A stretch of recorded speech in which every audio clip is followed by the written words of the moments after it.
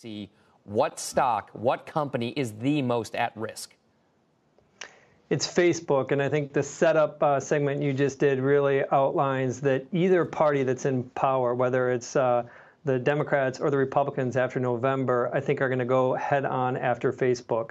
And if you think about some of the challenges that Facebook faces from the left around the anti-competitive side, in this case, some of the acquisitions that they've done relative to Instagram or WhatsApp, that will likely create some more pressure on Facebook, some more scrutiny on future acquisitions. And keep in mind, in a social platform, that is critical for them to be able to acquire some of the big startups. And so that being a greater lens, a greater scrutiny, I think is going to put some pressure on Facebook. On the flip side, if Republicans really control the agenda for greater tech legislation, you have what President Trump tweeted about today in Section 260 and the impact as publishers, viewing some of these social platforms as publishers.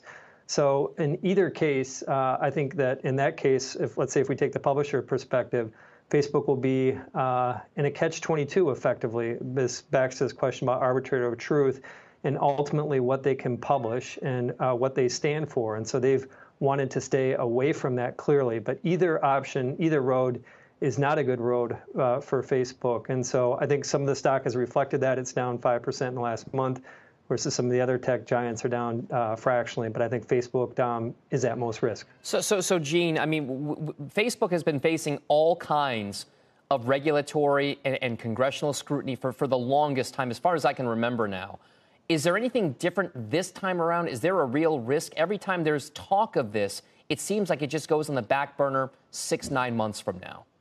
Well, that's a good point. It's going to take years for this to sort itself out. When we think about what happened with Microsoft, that was a 6-year path that it took. And so you're right, is that ultimately that this takes time to sort out.